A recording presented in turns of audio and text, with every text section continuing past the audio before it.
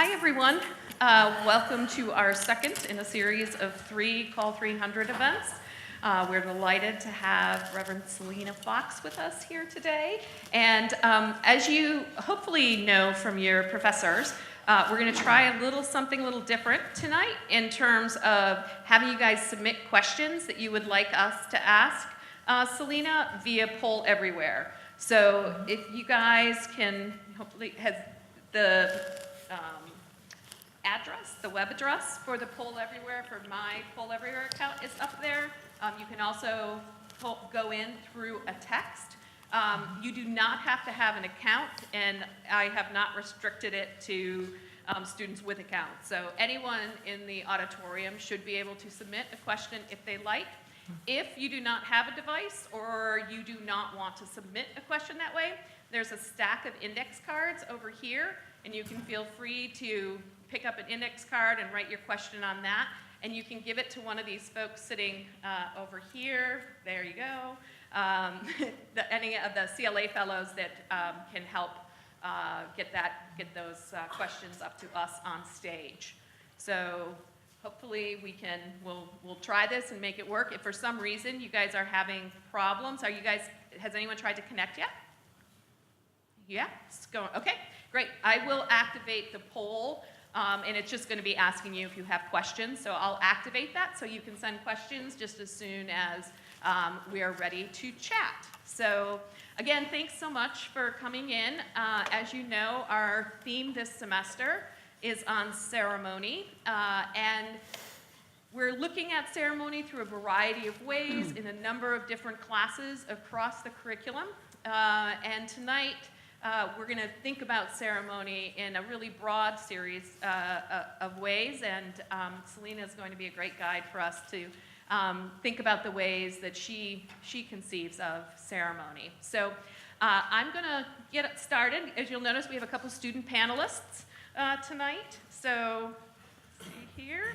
We have Stephen Tompkins, and Stephen is a senior from Louisa, Virginia, and then William Hickman, who's a senior from Winston-Salem, South Carolina. North Carolina. Yeah, that's what I get for not looking down at my notes while I say that. Sorry, all of you North Carolinians. I guess I'm on. Sorry. Testing. We are also delighted to have Professor Elizabeth Wiley with us as well this evening. She was the faculty member who invited Selena to be a part of our semester. So I'm going to leave it to Liz to introduce Selena, and I will activate the poll in a few minutes. Okay? All right. Thank you.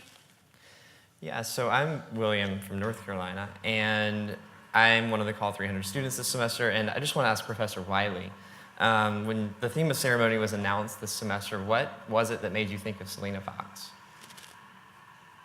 It was an instant thought. It really was.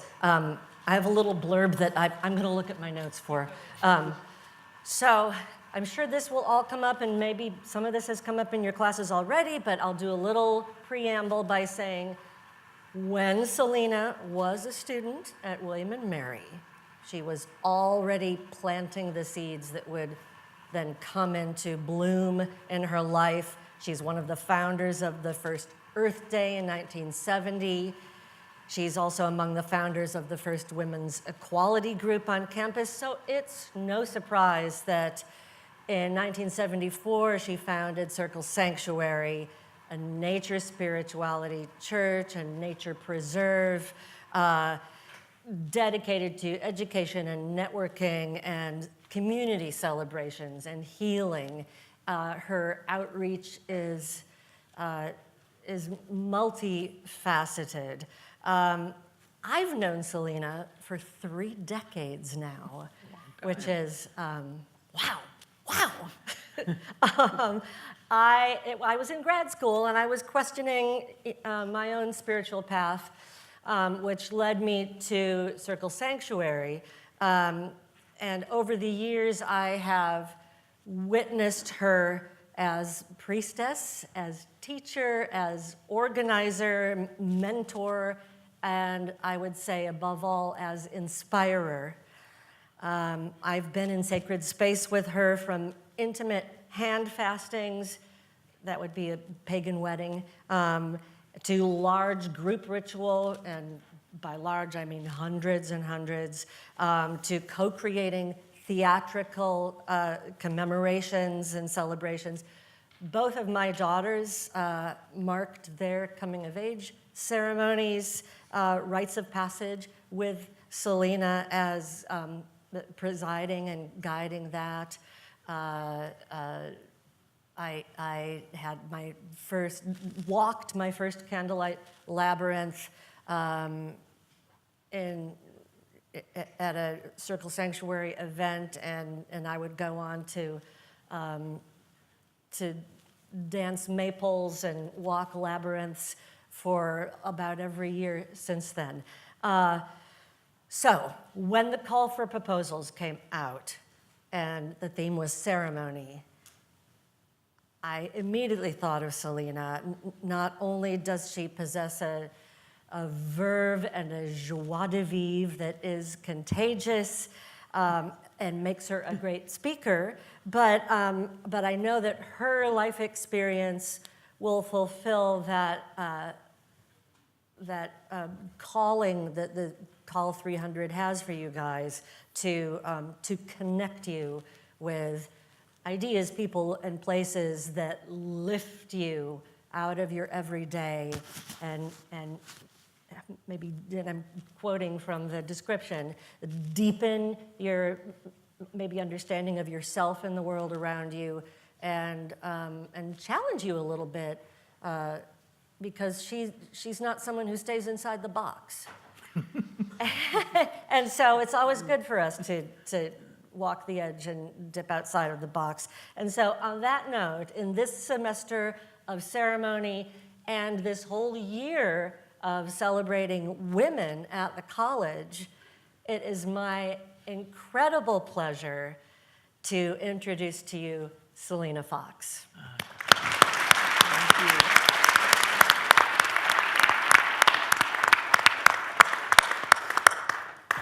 Well, it's wonderful to be here. This is my alma mater. In fact, ceremony in my life began on this very campus. How did that happen? I was tapped for mortarboard, and every Yuletide there is the campus Yule log ceremony. So in December of 1970, I had the opportunity with others to be part of this long-standing tradition and ceremony at the College of William and Mary. I also created my very first public ceremony at the College of William and Mary. And I did this not as a psych major, but through my long-time interest in the classics. I was president of Eta Sigma Phi that year, as well as founder and president of the Classics Club. I thought it was important to experience the classics through ceremony, not just reading, discussing Ovid over tea, but actually experimenting with what it might be like to celebrate spring. So with the full cooperation and participation of all the faculty, the graduate students, and a lot of the undergraduates who were part of classical studies, we created and enacted a rite of spring. We had long sheets, toga-like, ivy in our hair. I carried a tambourine. I have a modified version that I use a lot these days, a sistrum, and a thyrses, a fennel stalk, which was a symbol of Dionysus, the god of parties. Called on him, called on Mother Earth in a very exuberant way, as a experiential learning way. What I created as an academic exercise actually had some follow-up, in that I recognized that I had found a spiritual home, that, yes, indeed, I resonated with the idea of celebrating nature, being in nature. And as I graduated a few months later, that was in the spring of 1971, I went on and started meeting other people who also enjoyed ceremony and also celebrated nature. My view of ceremony is much more broad than what you might see a dictionary definition is. Many of the standard definitions of ceremony talk about it being more of a formal, significant event rite. Well, certainly that's part of ceremony, but in addition to institutional ceremony, that might be in the political realm, the academic realm, the military realm, the athletic realm, the religious and spiritual realm, I see ceremony as something that people can do individually and on a daily basis that not only can mark important passages in one's life and to aid oneself in dealing with tragedy as well as to stimulate creativity, but something that one can use on a daily basis to help connect with oneself in a more holistic way. So in talking about ceremony, I invite all of you to actually think about what type of ceremony or ceremonies are important to you. Do you celebrate your birthday every year? Do you call that a ceremony? When you have achieved academic milestone, high school, college, graduate school, some other kind of training, was there graduation? Was there a graduation ceremony? When there have been times of tragedy, locally or in this nation or globally, have you been part of a ceremony that helped bring people together to mourn, to comfort, to remember, to heal? I see ceremony as not only something that you do face to face with others, but I see ceremony as something that has expanded now in the 21st century to happen in cyberspace. Indeed, I do live streaming ceremonies on the internet at times. I do ceremonies via podcasting. And some people like to combine different types of ceremonial distribution, not only having something live in person, but to actually have it go more global. And there's a kind of ceremony that isn't written about much, but it's the ceremony of one's interior. You may have experiences with ceremony as you dream. You may be meditating, contemplating, and have a sense of ceremony come to you in a much interior, personal level. For me, ceremony is something that encompasses all of that. And I look forward tonight to be able to share additional ideas about ceremony, to hear some of your perspectives, and to hear some of your questions about ceremony. So going off that, first, I'm Stephen Tompkins. I just want to make sure, is the sound good for everyone? Because I know I have the only hand mic. Okay, good. I know we actually got to meet you and have lunch and dinner and actually get to talk about what ceremony is led to in your life, and a lot of it has to do with here in America. But before we get into that, can you talk about a little bit what ceremony in Circle Sanctuary has done for you in connecting with other people and where it's taken you around the globe and what you've been able to share with other people through that? Good question. Circle Sanctuary, I founded in 1974, and from its earliest days, there was ceremony. The idea of Circle Sanctuary and our logo of 12 circles in a circle with a central circle came from a meditation that emerged from a ceremony. The name Circle, which is our shorthand for our organization, also came in that same ceremony.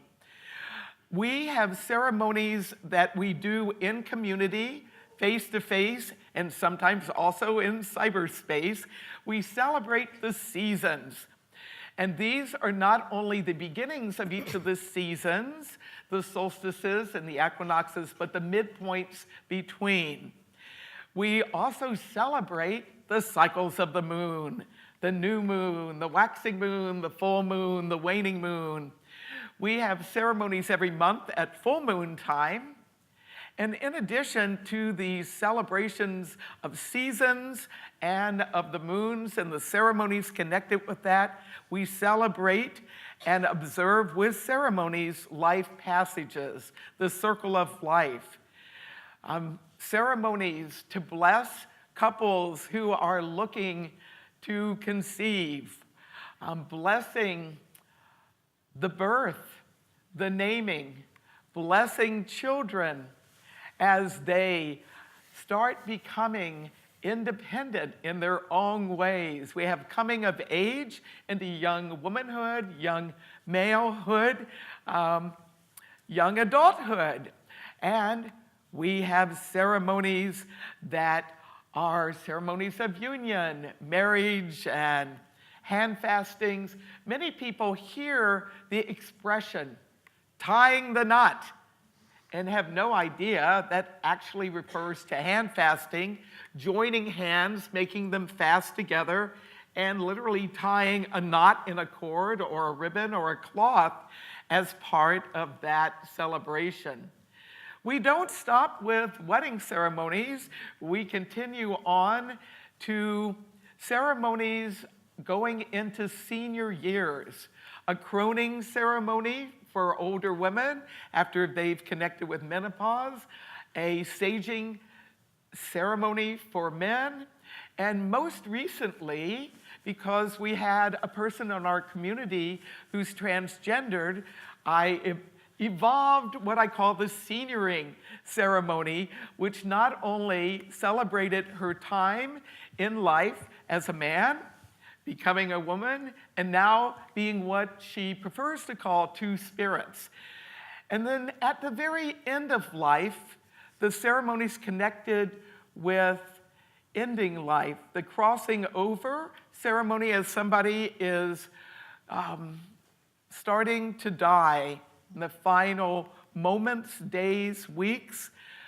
Ceremony, if the people want it, of being present with the body right after death and working with others that might be caring for that body, doing burial, memorials, funerals for people with cremation, scattering ashes, and then to have ceremony on anniversary dates as people do a full year after a death and come to terms with other things that have been part of the life cycle, but without the loved one. But there are other ceremonies we do too. Healing ceremonies, ceremonies to inspire creativity, dream incubation ceremonies.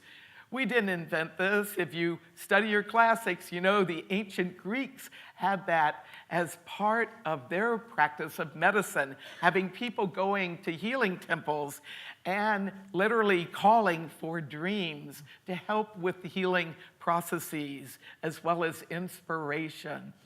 And sometimes we just make up ceremonies to have fun. And so it isn't all serious and solemn. In addition to these ceremonies, we take part in interreligious ceremonies, including international interreligious ceremonies. Most recently, I was at the Parliament of the World's Religions in Toronto, and did a Circle for Planet Earth with members of our community, as well as people from many different faith traditions, as well as people who are free thinkers, really aren't into religion at all, but are really about converging with others to help dialogue and collaborate to solve problems that we as humans have created and are wrestling with on the planet. So, long response to a question, but we certainly have ceremonies hardwired as part of our experience. Communing with the land is perhaps one of the most often ceremonies that are done by individuals and small groups, going out at our 200-acre nature preserve and doing personal ceremony with nature all around. So I have a series. You guys are doing a nice job with questions. Keep up the good work there. I have a series of questions. I first want to just step back to what you said initially. Did you say that you had the entire classics department in togas? Absolutely. Okay, I just want to make sure we all They were enthralled, and really, it was a beautiful day. And as we went out into the sunken garden, people watched us. I bet they did. And got some smiles on their face. And yes, professors that were seen in different attire in a more solemn state had a chance to be more real on campus. That's great. That's a challenge to all of you guys in your classes, I guess. So I'm going to reward the person who has submitted the very first question. It's also a good one. It says, this morning you said you were raised in a Baptist conservative family. How and when did you get involved in nature spirituality? I actually started my nature spirituality journey as a Southern Baptist. And indeed, and here I honor many beliefs, and I'm not here to try to proselytize or create any dissonance in the religious, spiritual, philosophical, and or free-thinking realm. So in talking about my Southern Baptist upbringing, for me, I was going out and communing with nature as a young child and saw no dissonance with that and my Southern Baptist practices. Even in my Bible study, as I learned about Jesus having what I called his 40-day vision quest, I saw that same piece being part of Christianity. And indeed, in my work with people from a variety of different Christian traditions, that viewpoint is widely held. So for me, I started while I was the Southern Baptist. Wonderful. I'll ask another one, and then we want to go to one of you guys. Sure. That sound good? Go for it. Okay. Let's see. So someone has asked, actually a couple people have asked a version of this question. What is your favorite type of ceremony to participate in? Favorite type of ceremony? That is really difficult to pick just one. One ceremony that I do personally every day is what I call Greet the Day ceremony. It happens in 3 places. When I awake, I reflect on my dreams, and then I make my way to my home shrine, and I do a focus and a prayer there, and then I'm out the front door, regardless of the weather. When we built our house, I designed a portico so I could go out and do ritual no matter if it was raining, snowing, or whatever. And I literally greet the day. And I'd say that's the ceremony that I do the most because it's part of my daily routine. That's great. William, did you have a question? Yeah, I had a question. Okay. So going back to you grew up as a Southern Baptist, and then you found nature spirituality within that faith, and then have encountered a lot of different people from a lot of different faith traditions. How do you believe the ceremonies that are involved in all of our faith traditions that we have from a myriad of different religions or not religions or free thinking or whatever it may be informs our views on things that we can all also agree on, something like maybe environmentalism, and protecting the environment, protecting the nature around us. So we don't necessarily have to come from a nature spiritualism standpoint, but how do you think the ceremonies associated with a lot of different religions inform our views of that? I think one thing about ceremony in a religious context is it not only is about whatever the focus is, but it's about community. It's about having a community connect together, as well as connect with the divine in whatever form that's conceptualized. And I do think with the rise of international, interreligious collaboration and communication, there has been an evolution of ceremony that can give expression to different forms of prayer and around certain themes. I was part of an interreligious group in Madison, Wisconsin for a number of years, and every year at Thanksgiving, we would have an Interfaith Thanksgiving. And the participating churches and other religious organizations would pick a prayer, a reading, a song, and contribute them to the ceremony. It was held in a Lutheran church, but we weren't in the main sanctuary hall. We went into the fellowship hall, which was more of a neutral space in terms of decoration and things. And we had some people from the Peace Council, an international group, that had banners that represented many different religions, and that's how we decorated the space. We were in a circle with these wonderful banners, and we all were respectful of each other. We all celebrated the fact that we could come together in the spirit of Thanksgiving. And we also, as part of that ceremony, did a food drive.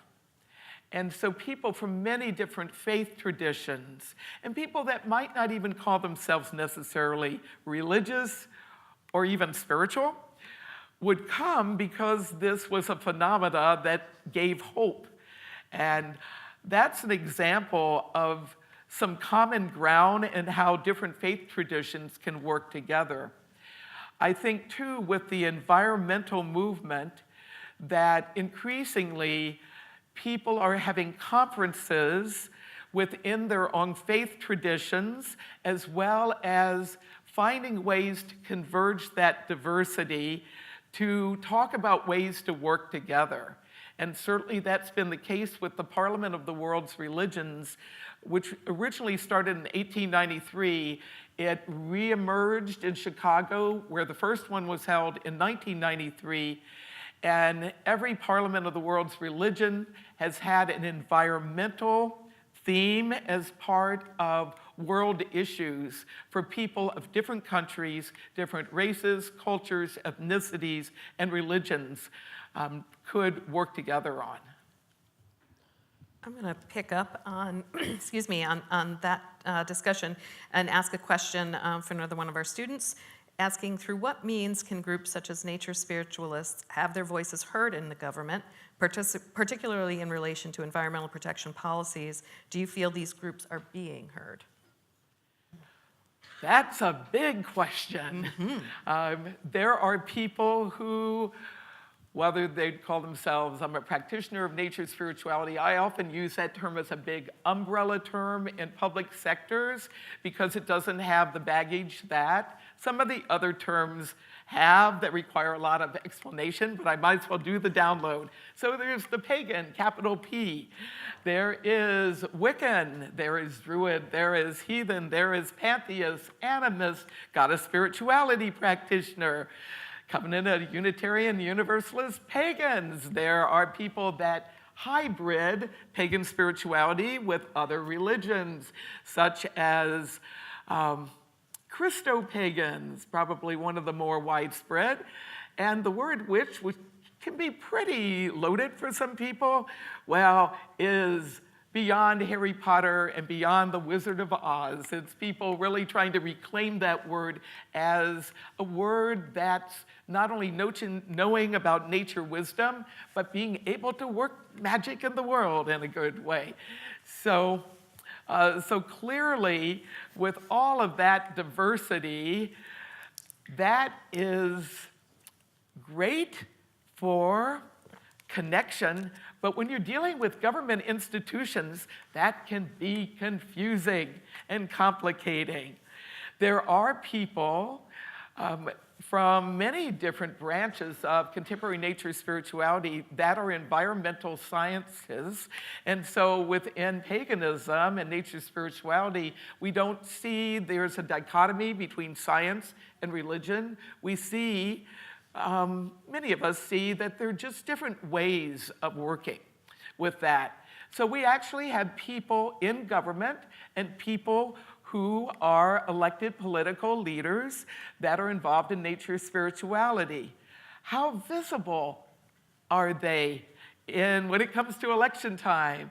I say it depends. It depends on what the office is. It depends on where in the country. But there has been a pagan running a government in Virginia. In fact, she and her husband, when they had their first child, decided, I was honored by it, to name the first child after me, Selena. So how cool. I don't have human children. I have nature preserves and organizations and podcasts and other kinds of offspring. In terms of really working on governmental work, Circle Sanctuary has evolved as an institution to help build some bridges between alternative ways of being and institutional realities. And I've been one of the people connected with Circle Sanctuary that's done that work. And part of that work is really about relationship and hard work and service. So I have worked with the U.S. Department of Defense, the U.S. Department of Veterans Affairs. I have been an advisor to a lot of state organizations and government agencies. I helped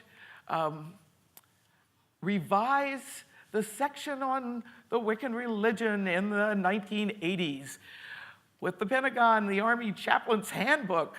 How did that happen? Well, networking.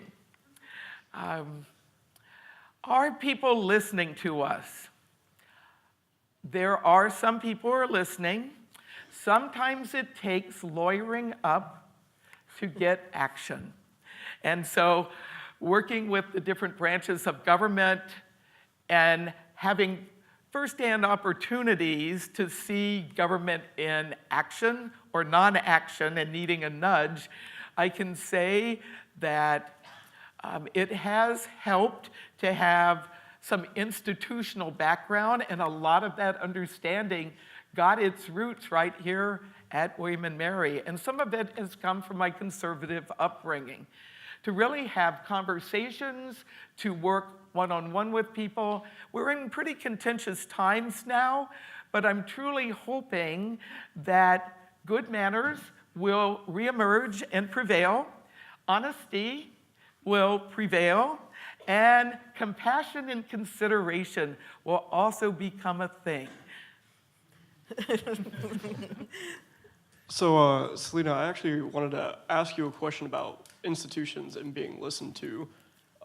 Going back to environmentalism, are nature spirituality religions receiving a bigger voice on the world stage? Are governments consulting you more, or other faiths coming to you more when it comes to environmental policymaking questions? Or do you feel like you've had about the same amount of speech and having to work through institutions as before? I've had some experience with environmental issues at a variety of different levels. I would say where I had some really immediate impact was on the very local level.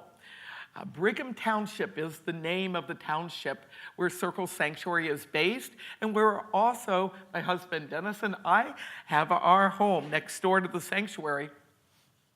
And every 10 years, the land use plan gets revised. Well, 10 years ago, we showed up for land use planning meetings. It wasn't widely attended. There were a lot of people there. And we had the opportunity to sign up and be part of committees. And he chose the committee having to do with agriculture use, and I chose the committee on cultural and natural resources. I didn't intend to get elected president, head of the committee, but that's what happened. And got to have many different voices talk about what were concerns.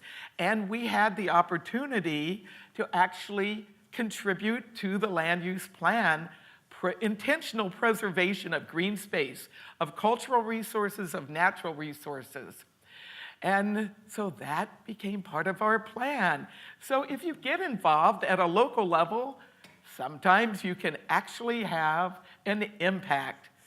Years later, when we went to get our green cemetery approved at the county level, I got to talk to all the county officials. And what was I able to say? Well, we're combining old ways that humans have used for generations in terms of returning human remains to the earth, non-embalming, biodegradable containers, and we're combining that with something in our land use plan, intentional preservation of green space. Well, I didn't say I helped get that in there, but I think as you look at ways of working in government and being effective, if you show up, you participate, you can have an impact. There have been a number of things on state levels and national levels and global levels that I also have been involved with the environment. And part of that has been joining forces with other environmental organizations to raise issues, to share concerns.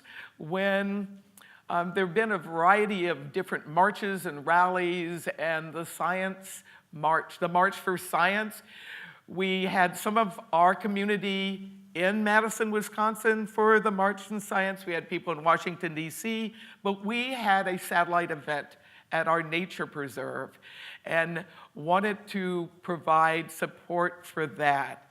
I do think when it comes to making environmental choices, we really have to be informed voters, have conversations, ask the questions, and then not only vote one's choice, but turn out the vote. And so that's something that can make a difference. The power of showing up, right? Absolutely. Shouldn't be underestimated. I have another question for you, and this one has come up in a variety of forums as well, so I'm trying to aggregate some of your questions. I would like to know what kinds of hardships and misunderstandings you have faced as you dedicated yourself to your spiritual activities. And there's been some similar questions about inequity and how you've dealt, whether you've dealt with discrimination and so forth, that I think ties in there. Not all people in the U.S. or on planet Earth are embracing of diversity that includes nature spirituality. There's some fear, there's some misinformation, there's ignorance, there's outright bigotry, and I have had a number of close encounters of the problematic kind over the years. Sometimes that's happened at our nature preserve. Sometimes it's happened when I've been out on the road speaking. I was speaking at a technical college in a government class on civil rights and First Amendment rights. And some people learned that I also was a pagan priestess and a nature spirituality minister. and did not feel that I should be speaking there, and created all sorts of ruckus and had phone calls coming in to the head of the campus. And fortunately, I didn't have to lawyer up, and I had some conversations with some of the officials on campus, and they said, well, we've just got to continue with this. What was I speaking on in the government class? Persecution of pagans.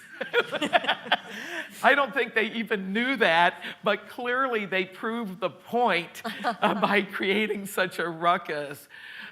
When Circle Sanctuary helped get the U.S. Department of Veterans Affairs to put its first pagan symbol on its list of emblems of belief that can be included on the grave markers that the VA issues for deceased veterans, we encountered a lot of misunderstanding as well as outright prejudice.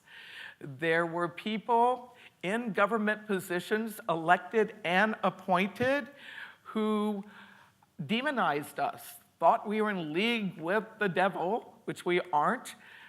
As a second-wave feminist, I am not going to bow down to any oppressive, lying, patriarchal entity. That's just, and from my Southern Baptist roots, I got thoroughly indoctrinated not to go there. So I certainly have some opportunities to talk about which is which at times.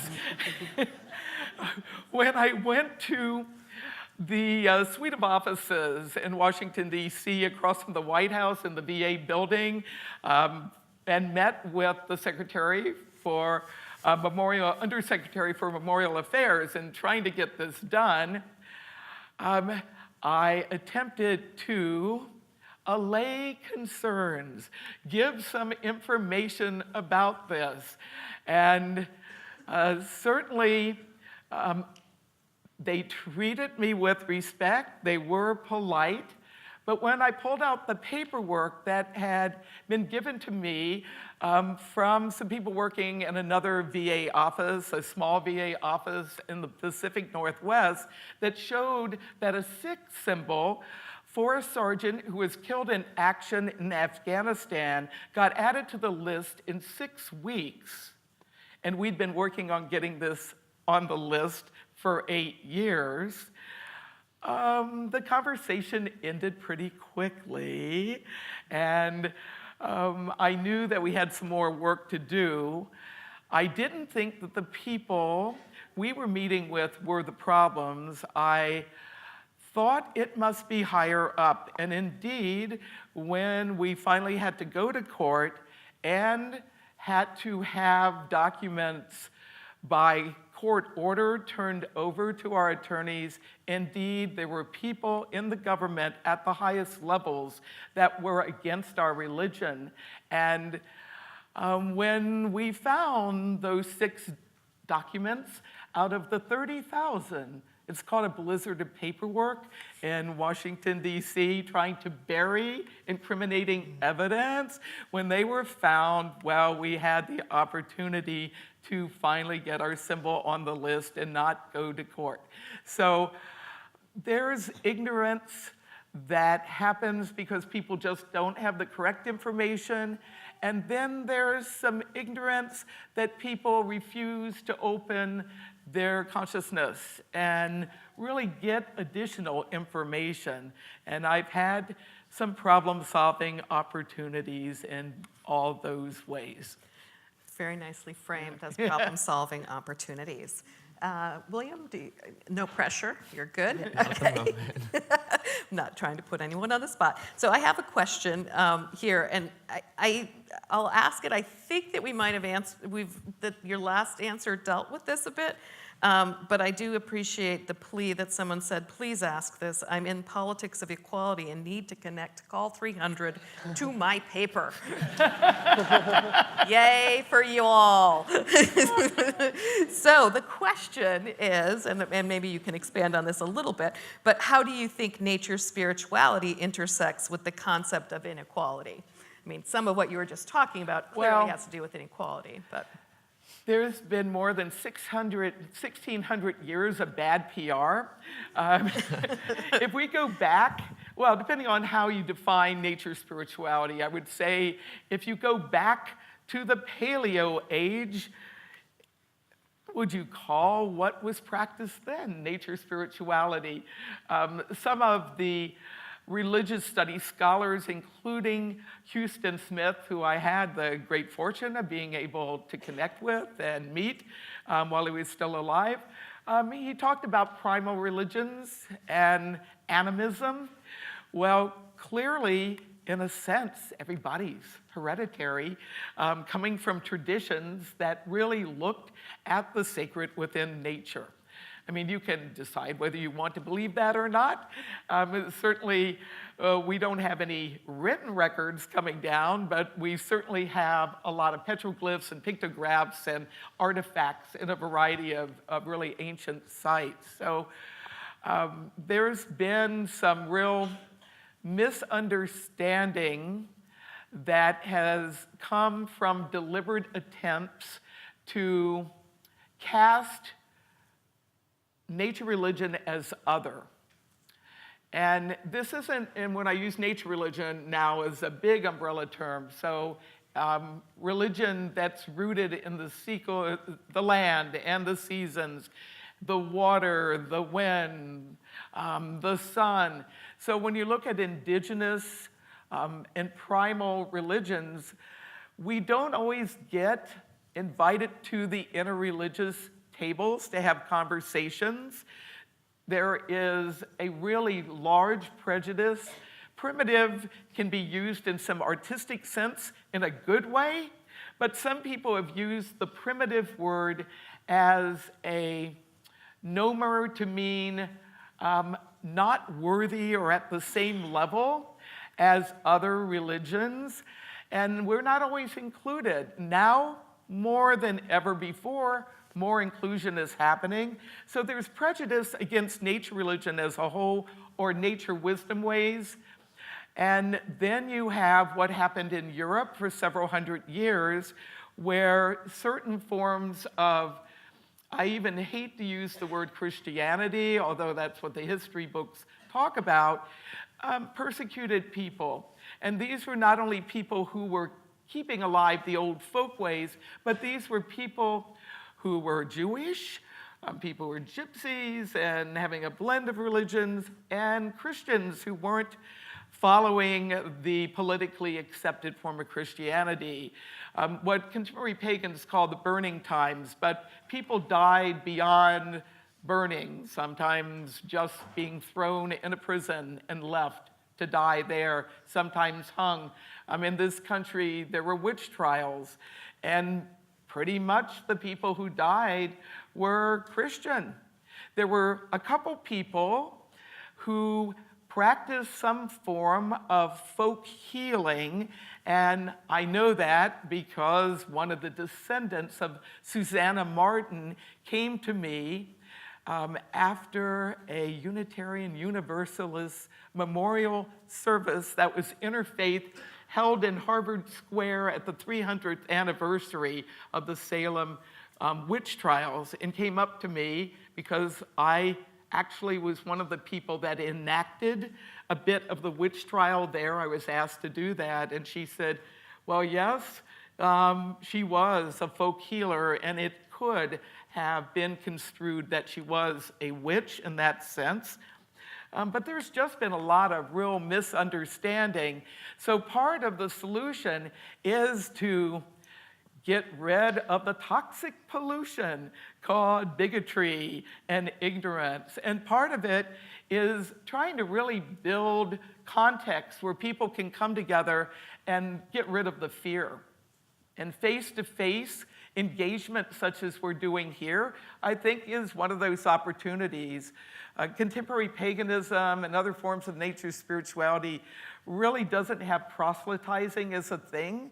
And those of us who do go out publicly and talk about our ways, part of the reason for doing that is trying to build some bridges of understanding of what we're about and to dispel some of the misconceptions. I have a couple of questions also from students asking about the connections between nature spirituality and American sexuality, and another sort of in that same vein, a student asking about the experiences of LGBT members in nature religions. Well, I was at the World Council of Churches decided to experiment and have an international interfaith dialogue for women. And they invited women from all around the world, from a variety of different faith traditions. There were two of us Wiccan, pagan, nature spirituality folk.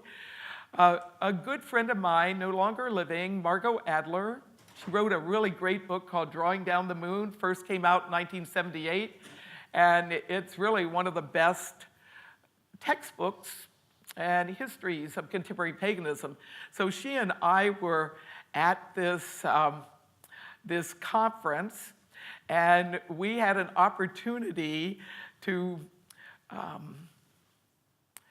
build some bridges of understanding there. And tell me the other part of the question. Specifically for experiences of LGBT members. Yes, so while we were there, we addressed that issue in small groups. We were the only ones there that could honestly say that there was inclusion. And there were some people we had the opportunity to do some dialogue with that really had some opposition to that. And as I go into interfaith realms, we have all sorts of discussions. Yes, and there is a sexuality part as well, and reproductive choice, and that loaded thing, ordination of women, that loaded thing. And we talked about all of that back in 1988, but the conversation didn't begin and end there. It's happening in many different places.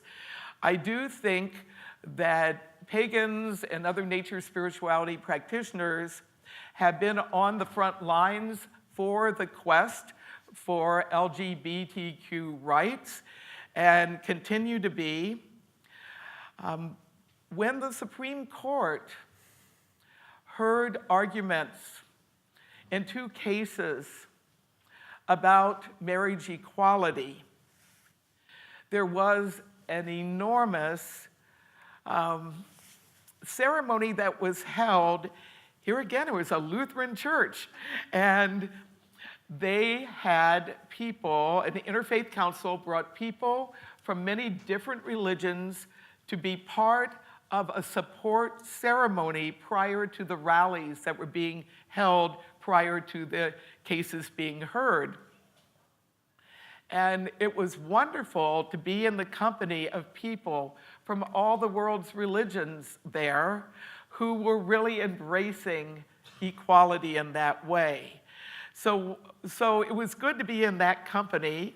And as we concluded our ceremony and came down the block and a half to the Supreme Court stairs, we all sang, "Let this little light of mine shine." And it was amazing to have people in their various regalia. Most of the people who were in the service doing speaking parts were dressed in their religious regalia, and there were all sorts of people in the audience, and we were multiracial, multicultural, from many different ages and sexual orientations and gender identity, and to have us all come out and join the rally on the steps not only was good for us as an experience, good for the cameras that was covering it, but it really brought this whole surge of support to the people that were already there gathering for the rally. I do think it's important for people, no matter what the belief system is, to really look deep into the religious, the spiritual, or philosophical tradition. Chances are you're going to find some common ground with love. And I do think if we can really claim that and work in that space, and it's my hope we truly can have a loving presence for people of much diversity, as well as that larger circle of life of which we're part. Great. There have been a couple questions as well about health and wellness, so I'm going to sort of aggregate a few of those. There has recently been a rise in conceptualizing and encouraging wellness and health through being in or communing with nature.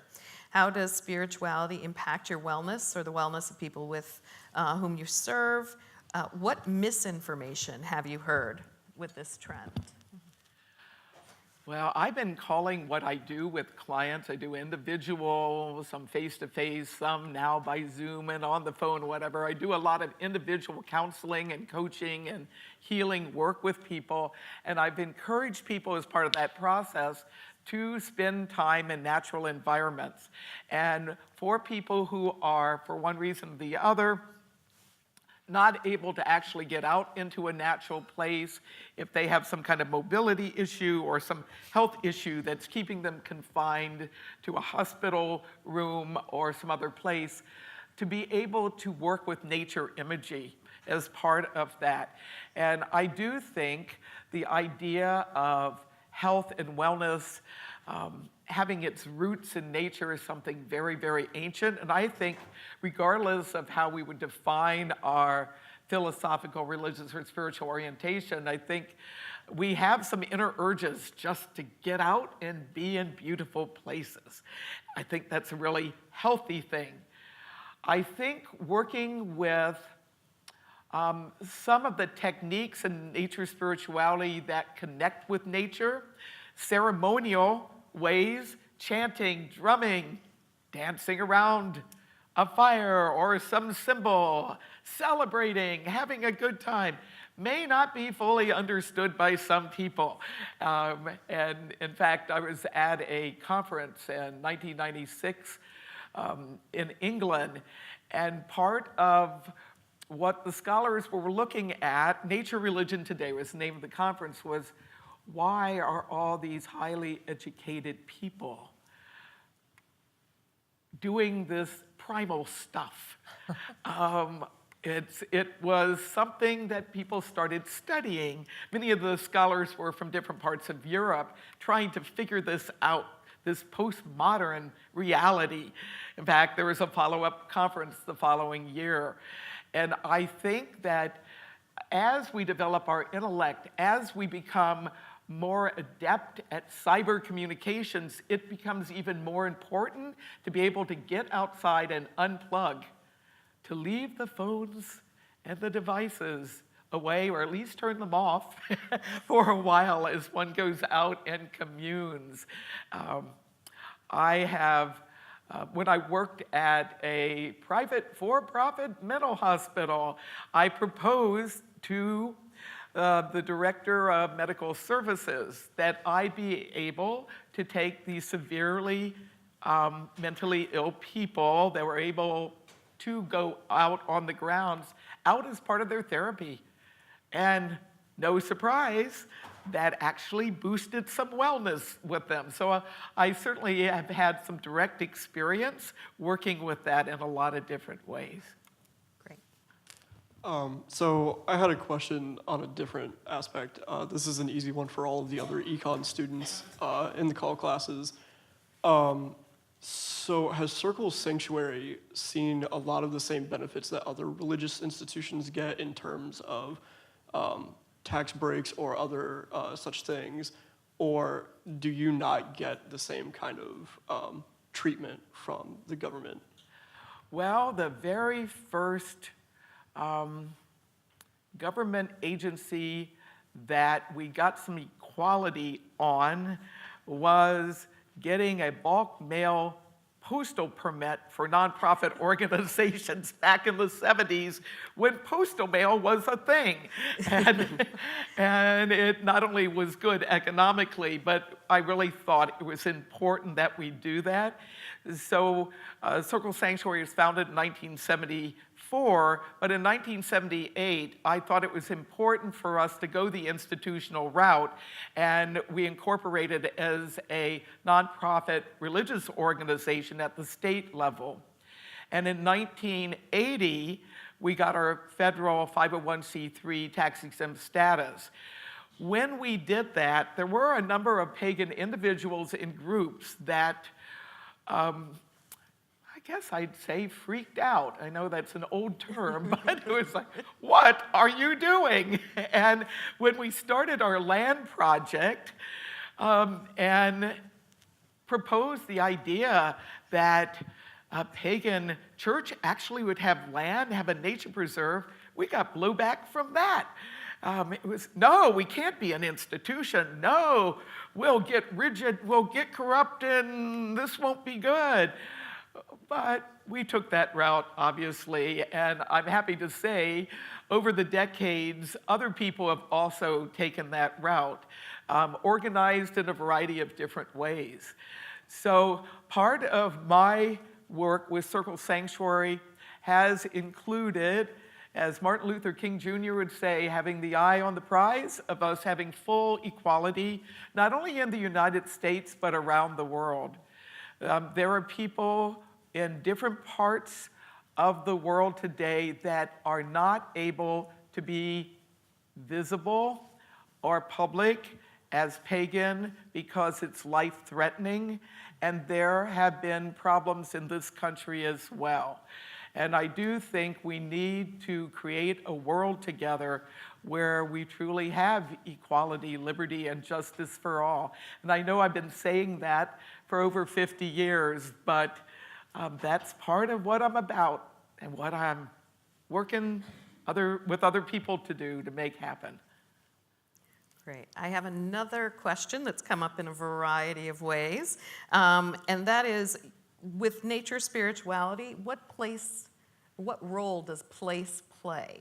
So, for example, are we talking only sort of nature and being in sort of wide open areas? And what is the relationship to a city, to that kind of So how to ceremony? deal with the city thing. There we go. Wow. You know, planet Earth is all around us, whether in a city, a suburb, a small town, or out in the country. We can have a relationship with place. I do some teaching about what I call spirit of place. Not only being aware of where one's home physically is located, but relationship with that ecosystem, that environment. Not only the animals and the plants, because they are in cities as well, but what's the human part of that community of life? And so most of the people who are pagan today live in cities. And when I go and do presentations, I'm typically going into cities. But I am a country girl at heart and have to go back to the woods and get recharged. But you can connect with nature wherever you are. And sometimes I use the metaphor of the anthill. So when you're an ant and you're in an anthill, you have antness all around you, but you are still part of a much larger environment, and there's other ways of connecting with that ecosystem that one's part of. Great. There's another question that's been coming around and a couple times, and it has to do with story. And there's a question about how you record your own story at the just in your religious ceremonies and or in other ways. And another question related to it, just sort of talking about the way story relates to nature spirituality in particular. So multiple ways to respond to that. Some ceremonies are built around a specific story. Now, some people might call that a myth or a legend or a parable. Use some other language around it. A teaching story, and the ceremony enacts that. People may take the role of some of the characters in the story, and by experiencing that form of ritual theater, one comes to know some of the deeper levels of that story. It's like looking at a painting multiple times over time, and not only looking at shapes and patterns, but going deep into the painting, or listening to a piece of music, not only hearing what's on the surface and what one grabs immediately, but going deep into that. So I see the enactment story as one way that happens.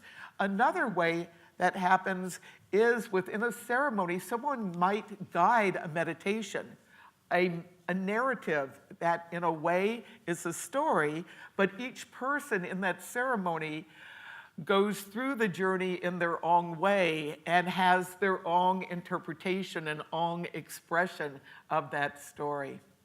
Third way that there's story, some ceremonies become legendary and words and tales go out. Songs may be written about ceremonies, and tales are told, and that can inspire other ceremonies. Great. Let's see here. I also had one, I'm sorry I had it, and now I'm having trouble with my scrolling. Several people have asked about various plant substances, medicines, and so forth that might interact.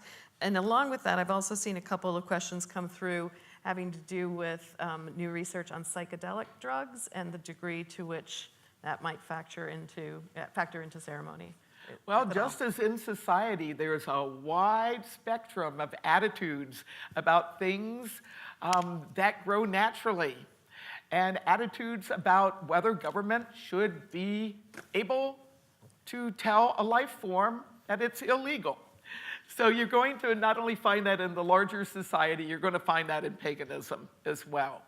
Plants are not only part of contemporary paganism, and I'm going to restrict my conversations about plants in a general way to those that are not toxic and that are more readily available. And some of those plants might be called herbs, some may be called trees or grasses, whatever. I use the term herb as kind of a universal symbol for working with vegetation. And they're sacred plants, plants that have had a long history across cultures, across time, for being associated with helping people with their spiritual experience. So it's not necessary to actually tap into something that's on some schedule in order to have a plant be part of a ritual and help change consciousness. There's a variety of different incense substances. Some are gum resins, and some are dried leaves, and some are blends that people use in connection with their practice. One herb that is legal that many people use to stimulate intuition and an altered state. It's legal. It's called mugwort, Artemisia vulgaris.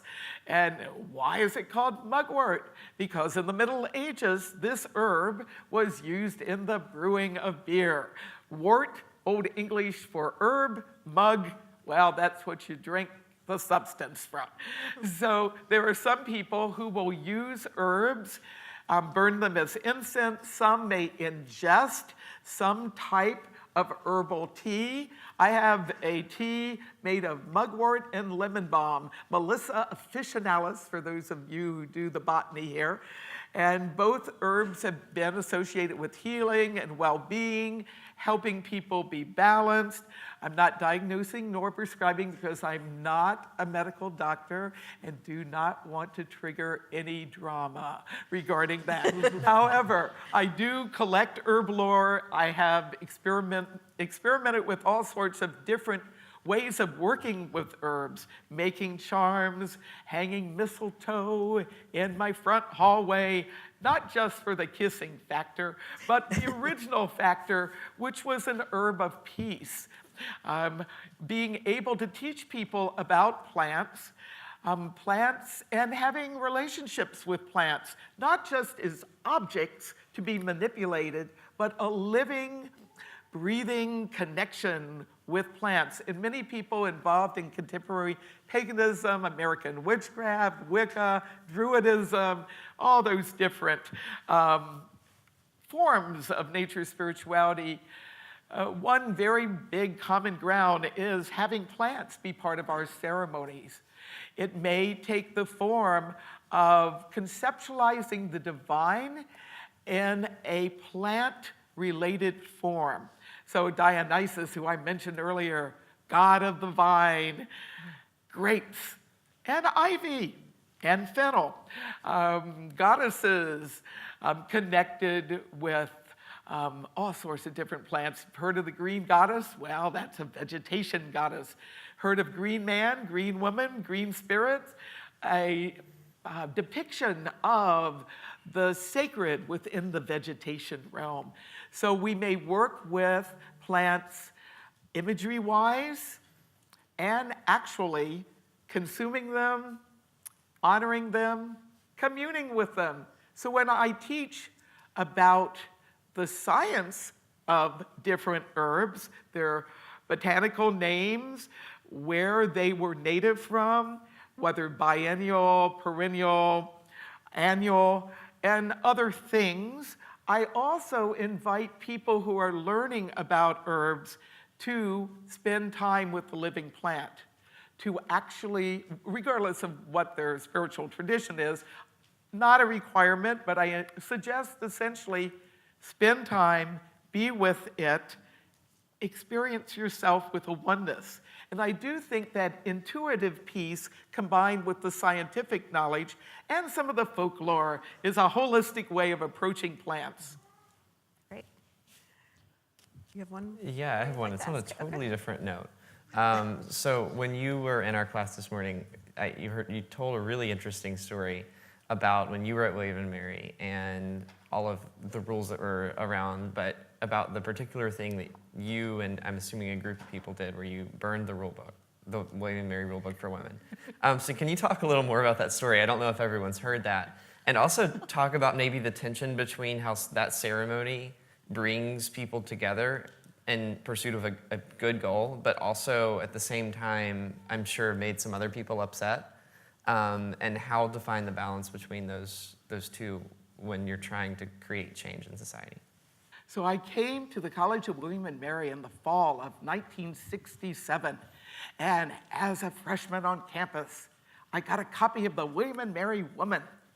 And I not only got the copy, I was told I had to read it, memorize it, and be tested on it. And if I didn't pass the test, I had to pay 50 cents and take another test until I passed it. Well, I read the William and Mary rule book. I was starting to wonder if the men had the William and Mary man. I later found out they did not. We had all sorts of interesting rules, and Special Collections has pulled out a William and Mary woman for me, so at some point while I'm on campus, I'm going to take a look and see what all the other rules were. The ones I remembered were, couldn't go walking in the woods without signed parental permission, could not wear slacks, and getting locked up in Chastity Row. 4 dorms, Jefferson, Chandler, Barrett, Landrum, called Chastity Row. We had to be locked up at 11 o'clock at night, and periodically there would be fire drills. For fire safety? No, to make sure we were there. And very much it was a confining thing. It pretty much radicalized me, I will say. In social psychology terms, there's something called cognitive dissonance, when you have two concepts that kind of bang up against each other. And I thought, well, first of all, there's only 25% of the campus is women. You have to be an A student even to get in here. But they're treating us like we're little kids and controlling us. What is wrong with this picture? My first semester, I was not in a very good mood about this. I was pretty discouraged and despondent, actually. I didn't go to the infirmary for depression, but I don't even know if that would have been an option then. But after contemplating and reflecting, I thought, you know what? We need to do something. And I do believe it was the following year I got the idea that we needed to have some demonstration that this inequality needed to go. Now, I almost took the path of a librarian in this life. I love books. I would never think of harming a book, much less burning a book. But I got the brainstorm that this might be a dramatic way of expressing our concern and upsetment with the inequality. And yes, there was a great burning of William and Mary women rule books. Most of the people that showed up were guys.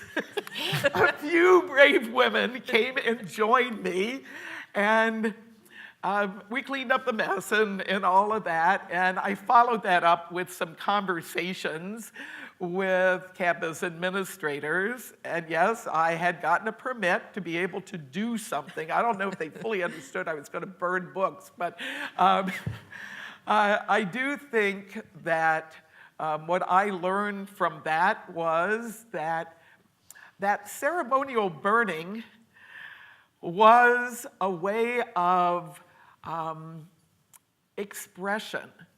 You know, free speech, it was a way of illustrating a point. It is pretty dramatic. Some of the other things I did on campus from time to time, I was part of a theater group.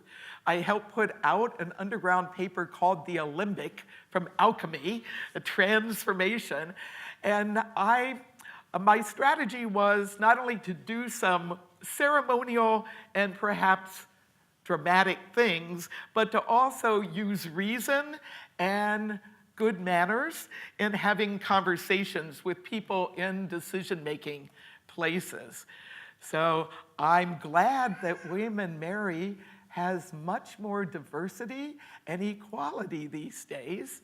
And of course, any institution can always have room to grow, but I really celebrate the 100 years of women being at the College of William and Mary. And I am so glad to be here in Women's History Month and History Month, as well as being part of Call 300.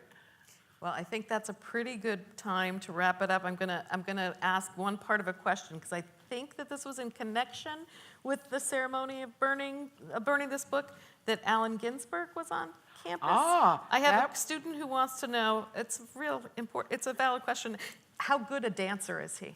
He's a great dancer. Oh, but well, there you go. Whoever that that was was. 1971, March 11th, 1971, when we gave some corrective feedback to the U.S. government.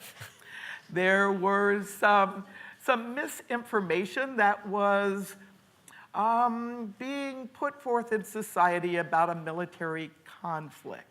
So kind of the, I guess, paradox of my life is I've been dedicated to nonviolence and world peace, but I also am very supportive of people who choose the path of military service, and I'm descended from a World War II veteran who served in the Pacific, and descended from people who fought in the Revolutionary War, including someone who wintered with George Washington at Valley Forge. So we had the opportunity to have a counter conference on peace and justice, while President Nixon brought together attorney generals from around the United States. They met in another part of Williamsburg. We wanted to meet, of course, in the Sunken Garden. Denied. We asked for the stadium. Denied. Lawyered up, got Matoka. So we had thousands of people show up, and in addition to having people with a variety of different political viewpoints there, I thought it was important to have somebody who is used to bringing people together in ceremonial ways. And Allen Ginsberg is known as a beat poet. I read some of his poetry as a freshman in the Wren building in Professor Rabinowitz's English literature class. And it was wonderful when he agreed to come. He began and ended our time together at Lake Matoka by playing a shruti box and inviting us to Om together. Well, not everybody was into Oming, but it was really wonderful to have him and his spirit be present. And later that day, we went to the Student Association's dance in Blow Gym. And yes, to the sounds of Black Sabbath, Allen Ginsberg and I danced the night away. And, and it was kind of a fun thing.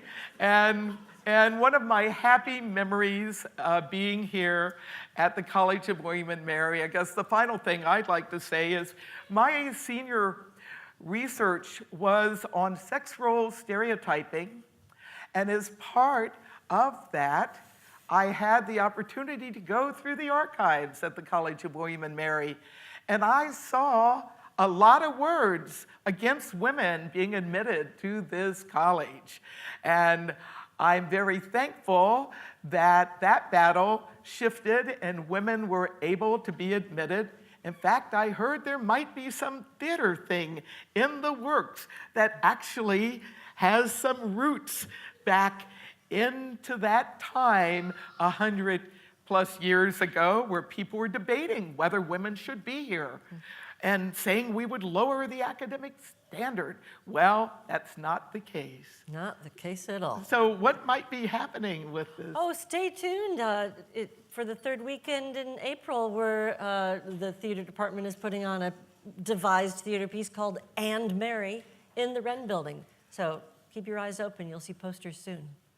Well, I give thanks to everyone here on the panel and to all of you for coming and being part of this experience. And I want to give thanks to the College of William and Mary, my alma mater, and to the land in which it is. I want to celebrate the First Nations people who had this land before the English arrived, and I want to celebrate the diversity that's now here on campus, and truly hope that we can continue to find ways to connect with each other, to learn, to grow, and as we go out into that larger world, to take those principles of intelligence and compassion and service out into the larger world, and to keep hope alive, because yes, I'm living proof that you can move through some challenges and still get things done. So thank you all, and happy spring. Thank you.